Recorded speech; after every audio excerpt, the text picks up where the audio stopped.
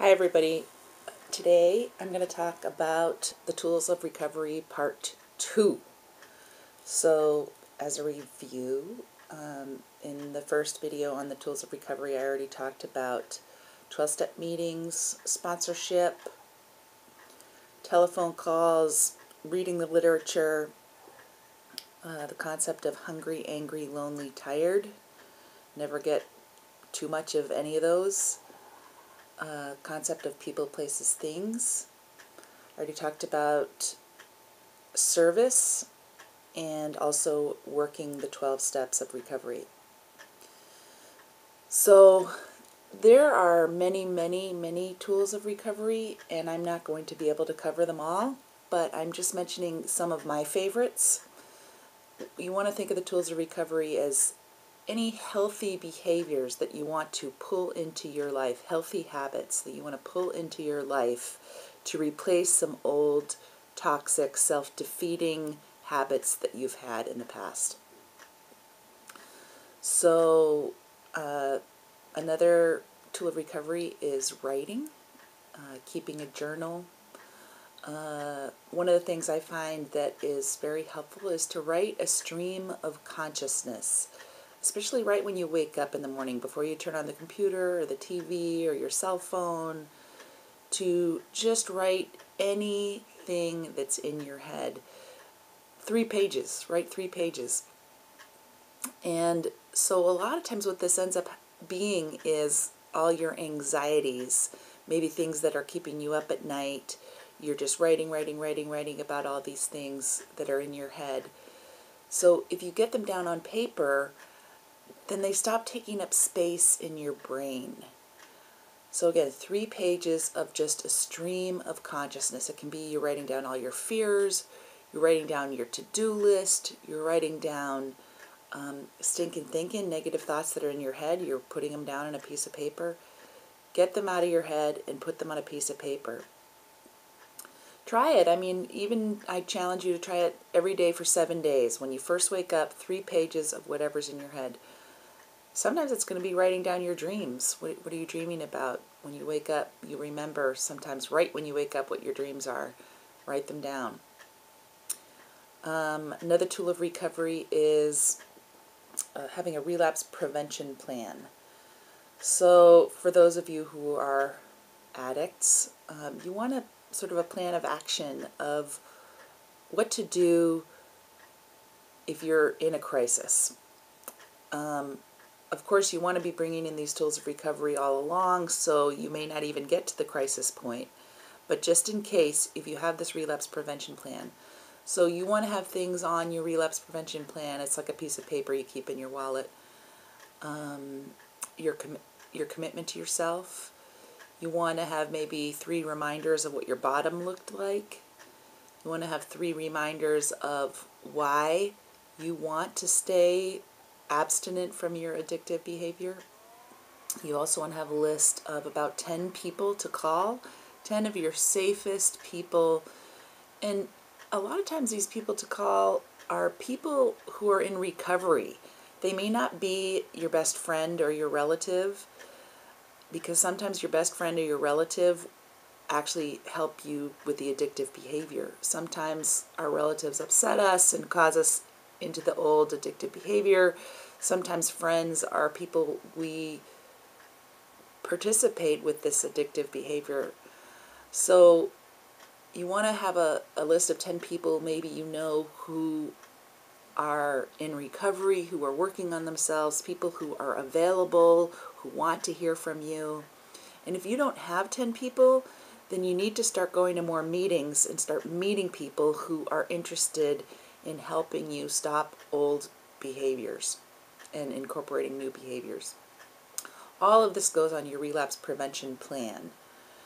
Any other reminders, maybe a list of the tools of recovery should be on your relapse prevention plan.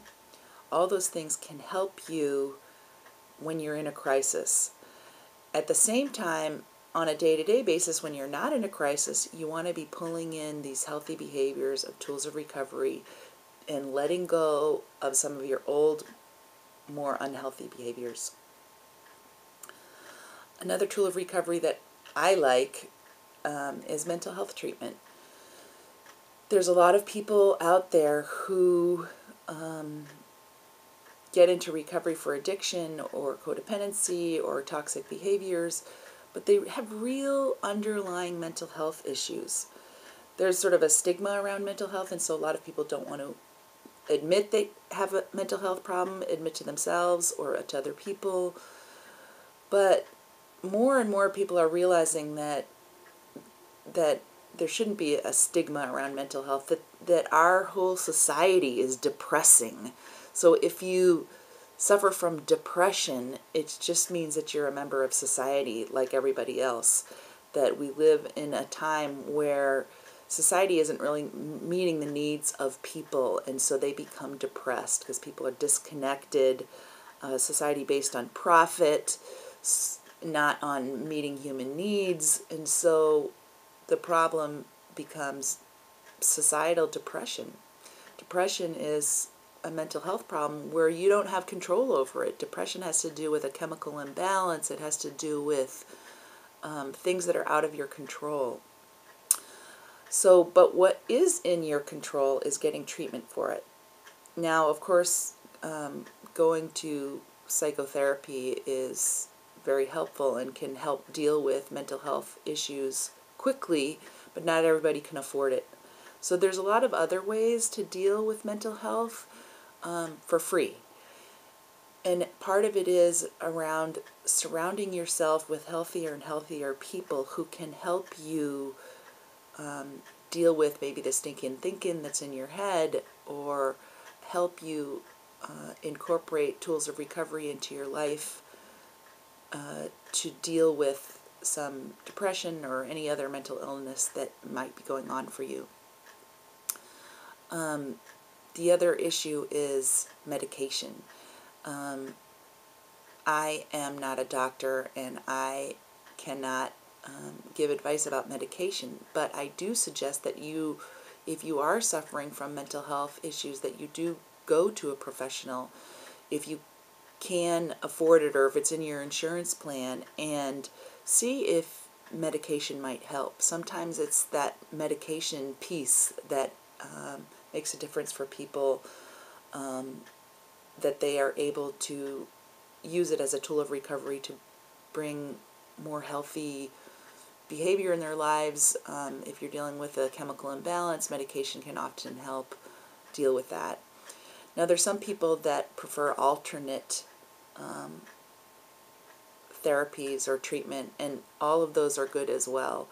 Some people have a problem with Western medicine, that it's based in the corporations that make medications for a profit, and so that these powerful medications might not have a person's best interest in mind. Alternate ways of healing are good too. I support that as well, whatever works for you. But whatever you're doing to deal with any mental health issue that you may have, to deal with any chemical imbalance you may have, to seek answers and to look for treatment, all of these things can only help you in your quest for healthy behavior.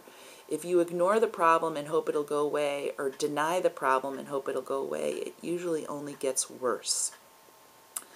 There's also sort of a message sometimes in some recovery circles that mental health treatment won't help you if you're dealing with addiction.